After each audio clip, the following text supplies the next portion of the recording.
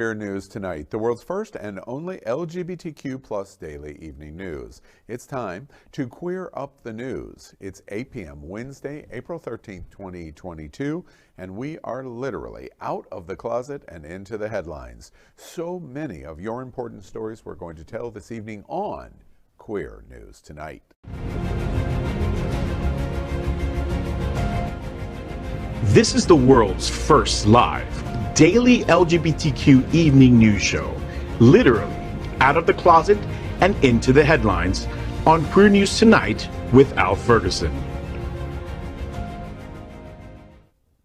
Hello and thank you for joining Queer News Tonight. This is the world's first and only unedited live LGBTQ plus evening news show. Whatever happens, you will see it. Queer News Tonight is supported by viewers like you. We are part of the partnership between Happening Out Television Network and Hotspots Magazine. Hotspots is celebrating 36 years of the LGBTQ plus experience. We bring you the best of LGBTQ plus news, entertainment, and support of our community. I'm your anchor at Queer News Tonight, Al Ferguson. And let's welcome anchor FayWhat. She's a radio and television personality and has a popular blog and YouTube channel aiming to unite the L and the G together. She's a hostess and an MC for many South Florida events, an animal advocate, and owner of Fay's Fur Family.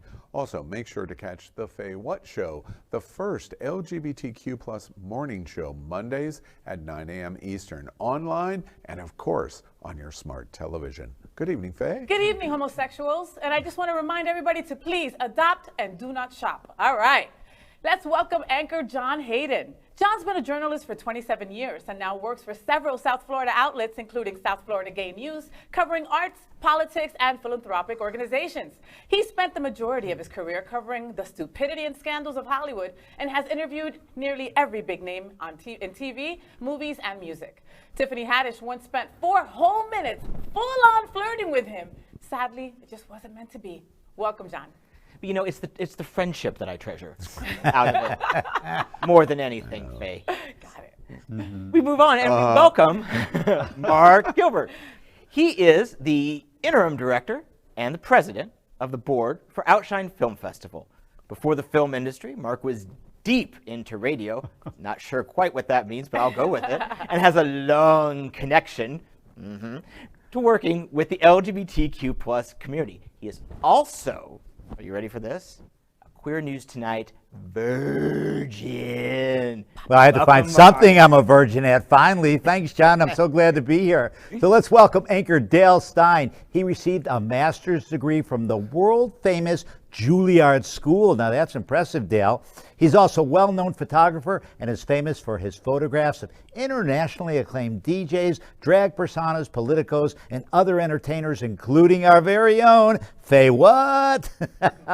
He's presently the director of music ministry at Unity on the Bay and a moderator of South Florida's largest LGBTQ plus Facebook group, Miami Gay List, which is now also on Instagram as @GayListOfficial.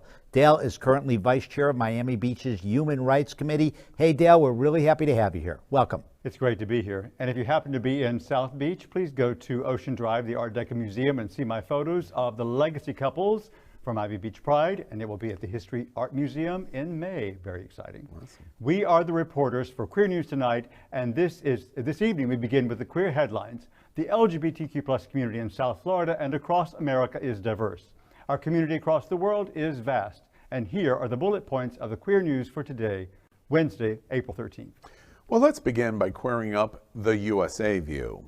Right-wing TV host calls Joe Biden the Groomer-In-Chief for his pro-LGBTQ plus stance. OOAN, for those of you who haven't been following One America News, the ultra-conservative news network, first founded by AT&T, they've been having a hard time. They were recently removed by their last broadcast platform, the AT&T-owned Direct Television. Now, like the malformed pup rejected from their mother's teat that they are reaching for the furthest straws they can in order to get ratings and views. Recently, show host Chanel Rion went on a meandering stream of consciousness style rant about the person she calls Groomer-In-Chief. Yes, she means Biden. taking the term from groomer that was first created by a variety of people trying to identify the LGBTQ experience to being pedophiles. She, of course, knew exactly what she was doing, and the LGBTQ plus community knows exactly what she is saying when she uses groomer. She also calls former President Obama a shadow president, which probably has racial overtones. And we suggest, dear Chanel, we aren't attacking you because you have these viewpoints different than our own, but we're just attacking them because they seem to us so ridiculous. So we want to show you a few words of Chanel's wisdom. Watch this. Biden is the groomer-in-chief. He's open to the language of fellow groomers, but sympathy for groomers only enable them further. Look at their newly nominated Supreme Court Justice Ketanji Brown Jackson, America's queen of child porn apologists. Just this week, it was revealed she doled out a lenient sentence to Leo Weeks, who violently raped a 13-year-old. Weeks, within 1 year, was charged with another attempted assault, but dared to oppose, like Senator Cotton did, Judge Jackson's record of enabling abusers, and you're a monstrous subhuman. It shows you who this little maggot-infested man is. Do you see the pattern here? Downplay abuse, normalize perversion, attack the objectors. But it goes further. Dare to push a law banning child gender surgery and treatment in your state, and you'll be in the crosshairs of the Biden DOJ. The day Biden sent out that memo endorsing child gender mutilation, he also made sure to have the full weight of his DOJ behind him. Here's Biden's Assistant Attorney General, Kristen Clark. She issued a stern warning to all states' attorneys generals against blocking the transgender agenda. Preventing trans youth from accessing gender-affirming treatments would, in the Biden DOJ's eyes, violate anti-discrimination laws under Obamacare. In full disclosure, before we have conversation here, OAN is not anything that we would give a credibility stamp, even in just, even on RuPaul's Drag Race, and we were just sitting around in the in the Untucked segment, we wouldn't be including this. We do show this at Queer News Tonight because it helps us understand what is happening behind the scenes in aiming the Don't Say Gay bill and what we're watching in conservative circles. So I just wanted to make sure that we were clear on that. Thoughts of our friend Chanel? Too many thoughts. I'm speaking with Chanel that I watched this video muted first by mistake, and I was like, wow, she's pretty. My God, I like that scarf. Oh, I can't wait to hear what she's got to say. I'm going to start following her on Instagram. And then I pressed play without the mute, and I was like, this bitch, what is wrong with this woman? I mean, the defamation is huge. Like, how dare she talk about our president that way? Well, especially considering her president, the former one, yes. Rump. I mean, is it molester? Talk about a molester in chief. I mean, come on. Cheating on his wife and sleeping with women half his age, but he was never called a pedophile, right? For that. Right. What's even crazier is the more bizarre, the crazier the words that can come out of these people's mouth, the more followers they get. And there is no limit to the craziness, I guess, as we saw under Donald Trump. But that's why they put her on. Yeah. I mean, like I think you said in the intro, they're just sort of grasping for the furthest straws they can get. And when you're deplatformed by your own corporation giant, AT&T, that means something is desperately wrong. Yeah. And I don't know, we had the video she was in, she had those great little 1980s stick out type thing. Epaulettes. But that's where she's getting all of her talking points from, the 1980s. Yeah, and I think the 1980s the 70s, wardrobe. I think the 70s. Is Anita Bryant still alive? She is. Yeah. Oh, they. Good old Anita Bryant. Good old. Does anybody have any orange juice? Anybody have any orange juice? I like orange juice. Here's the real question.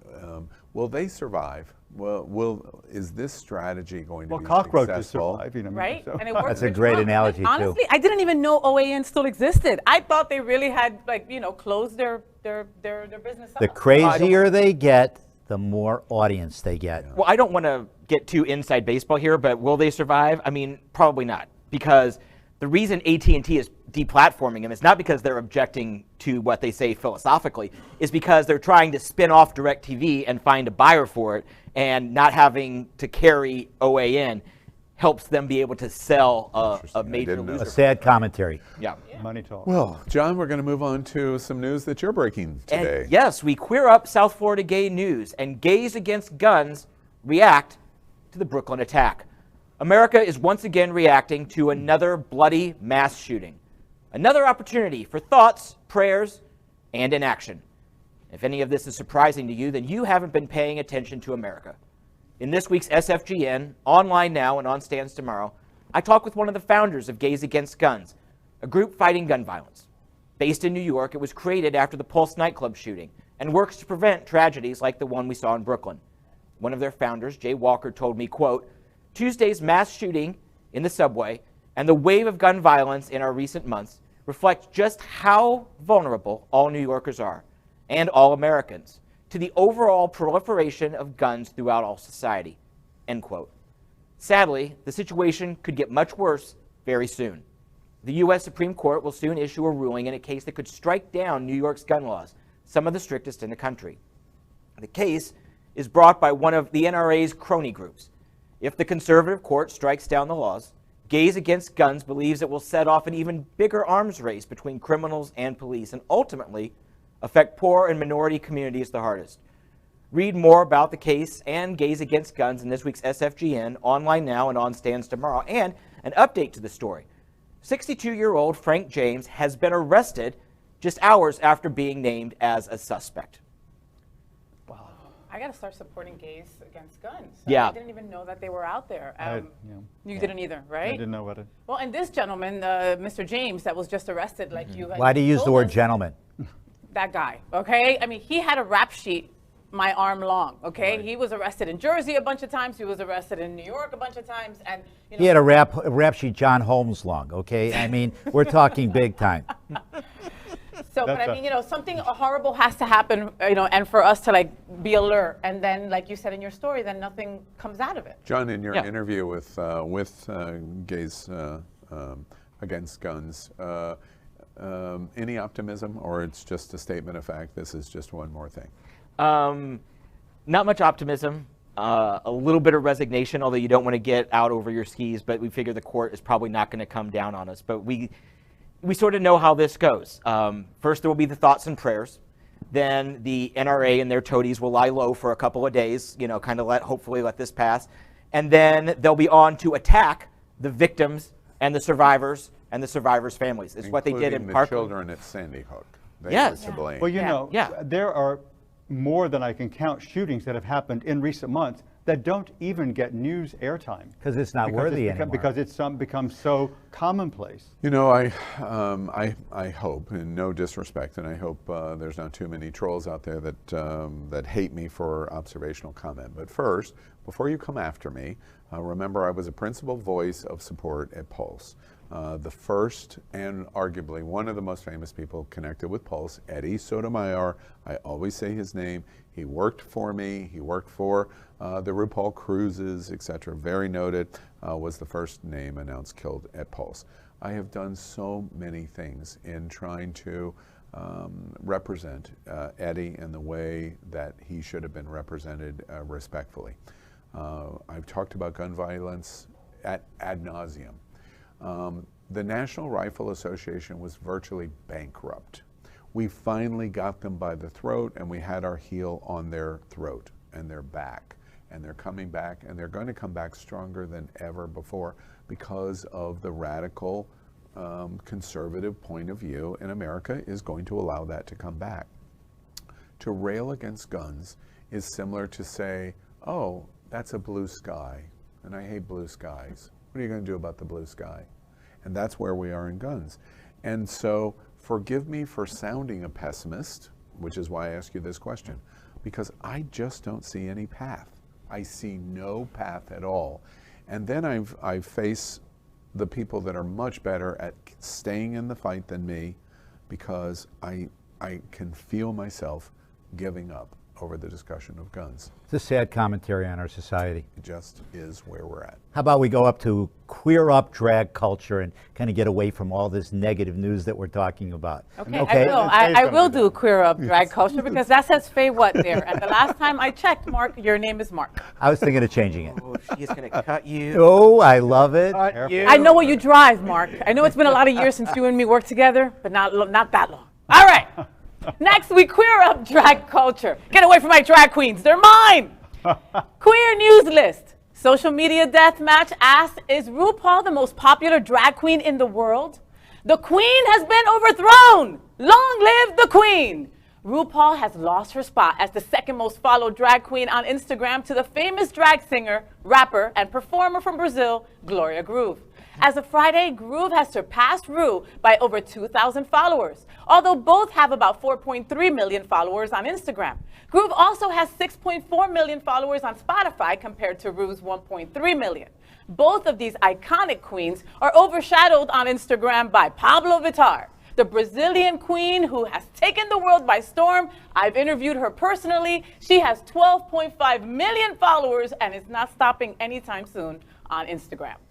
Okay, now it's my turn. Yeah! Queer up gay culture. No, wait! Mark, we gotta talk about the queens! Calm down. Go. I got to learn how to use a teleprompter. You're doing fine. You're doing great. But no, I just think that much like the way you tried to step on Faye, the way that they let Not to call out it too much. the way they let RuPaul know that she had been knocked to 3 with just an Instagram post that said "sashay away," I thought that was just a little mean. Yeah. Well, I think it's quite clever. I'm sorry. I mean, it is clever.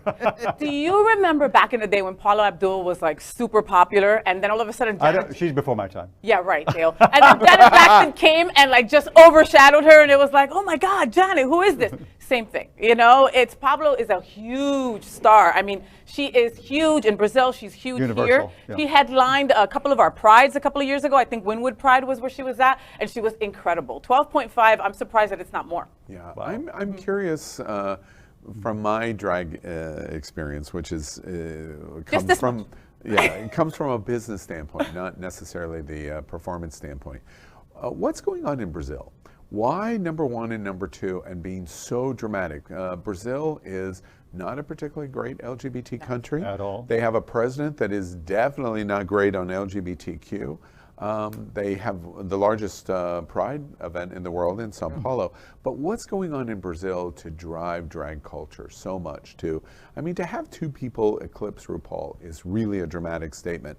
If somebody would have said it's Britain or it's Germany, I would have said, okay, I guess I can understand from all of Europe. But that's not what's going on here. This is principally in a language enclosed country of Brazil that has this dramatic response. Anybody have any ideas of why? I would guess that they just love the show. I mean, everything you see out of Brazil is just amazing and over the top and bright colors. So that you get you just feel the vibe, even if you don't speak Portuguese. Well, and I don't even know that they obviously have to care. They don't want to be put in jail or something for being gay, but they're so out, so flamboyant. All the Brazilian people that I know that are LGBTQ are out, and we have infiltrated Brazil. Brazil is full of LGBTQ plus people everywhere. I think that's why. That's where the popularity is. Rio is as gay a city as I've ever seen in the world. It is really a fascinating point.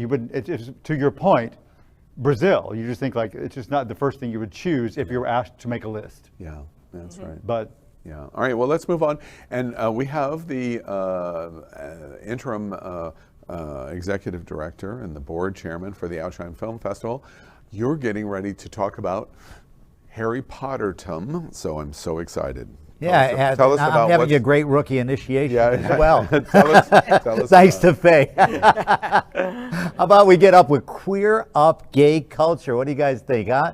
I love it. All right, so here we go. Dumbledore, my teleprompter guys, I want you to know that I am having a hard time getting used to working with a goddamn teleprompter, but I'm working on it, okay? Warner Brothers says Dumbledore can say gay. How about that? Can say gay. Now, they don't want him to say it in China. which is what's really crazy. Okay, so here's the story. LGBT representation in film has been a touchy subject recently, when the censors in China and the Middle East threatened to block the release of the Eternals due to a same-sex relationship and kiss. Disney refused to bow and kept it in. Well, Warner Brothers, however, is showing that maybe Dumbledore and Grindelwald's relationship in Fantastic Beasts 3 really is just lip service to cushion blowback against the turf-created franchise.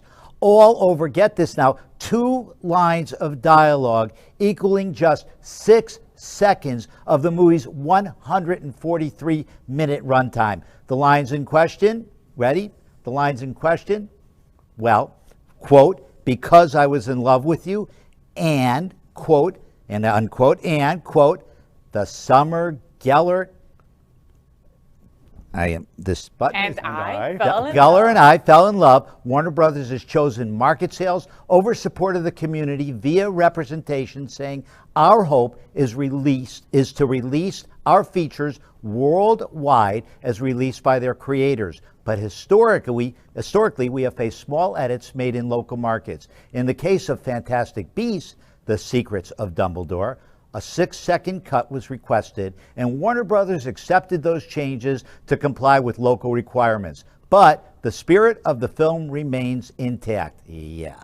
We want audiences everywhere in the world to see and enjoy this film, and it's important to us that the Chinese audiences have the opportunity to experience it as well, even with these minor edits. Well, I don't know about you guys, but minor edits for different cultures, I'm not a big fan. Yeah, if you cut a specific 6 seconds out of the crying game, the movie is completely different. Yeah, it doesn't make any sense. And that's a great example, too. Yeah. And it seems so minor, and the words that they're cutting are so insignificant, but they're so significant. Yeah. And that's what really bothers me with this. When I heard that Warner had done this, I immediately thought, uh-oh, because it reminds me of the Disney executive Chapek saying, we don't get involved in politics. It was just one sentence. Mm-hmm. But it was a sentence that in 2022 has changed everything at Disney. Yep. It led to full-on attack.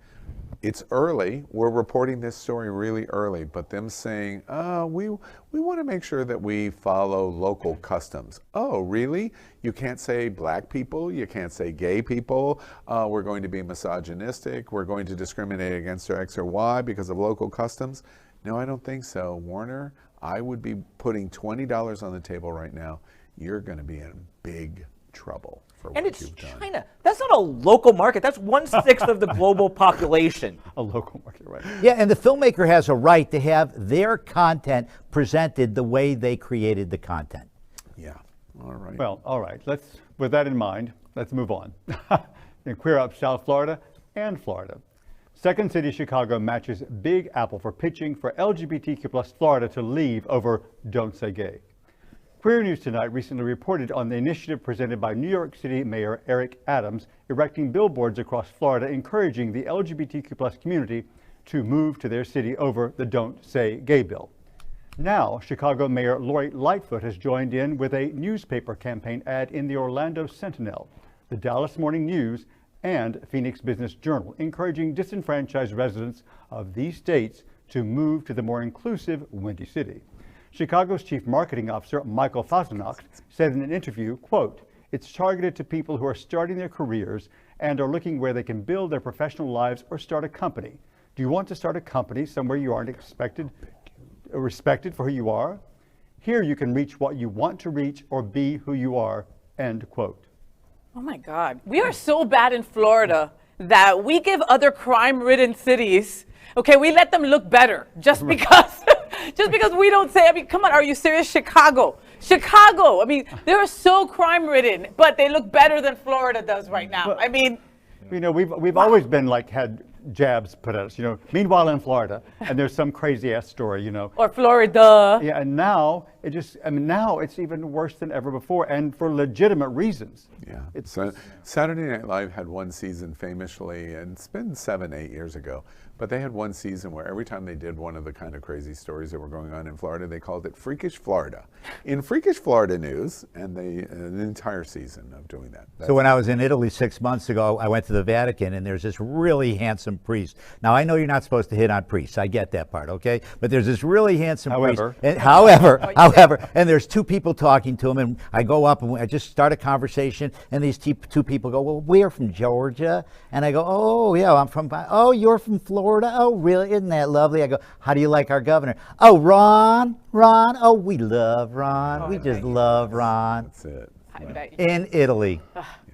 Well, next we report on our partnership with Sunshine Cathedral, the world's largest queer church right here in Fort Lauderdale. We're broadcasting from our permanent set here at Sunshine and supporting that partnership. Happening Out Television Network broadcasts the largest LGBTQ plus religious live broadcast in the world, as more than 30,000 watch every Sunday at 10:30 a.m. Eastern. Watch this.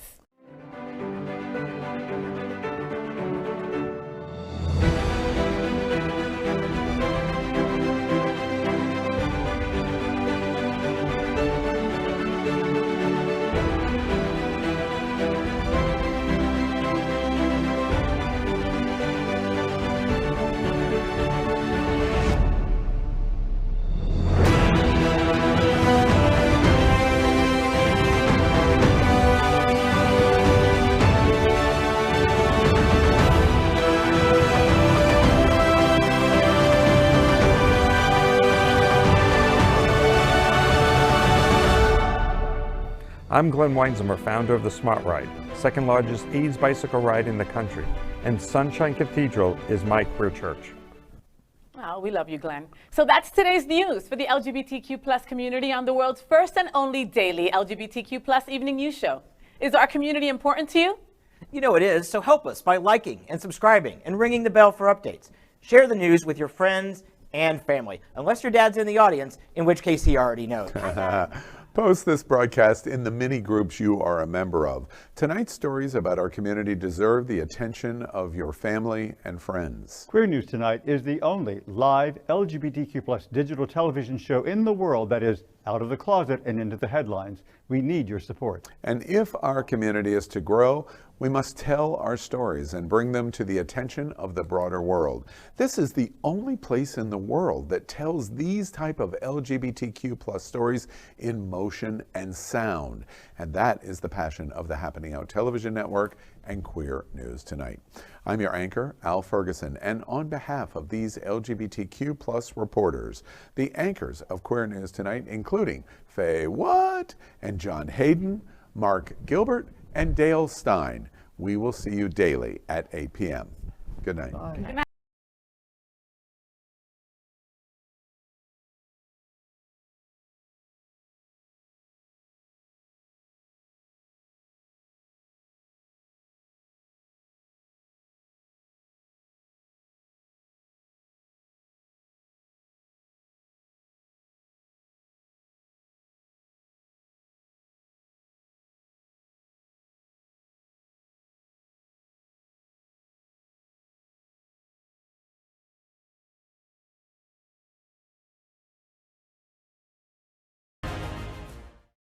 LGBTQ plus news is vital for our community and for the broader world as a whole.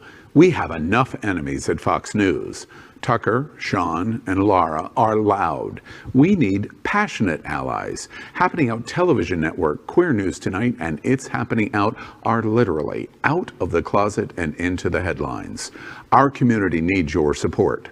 Like this broadcast and subscribe now to ensure the growth of the entire LGBTQ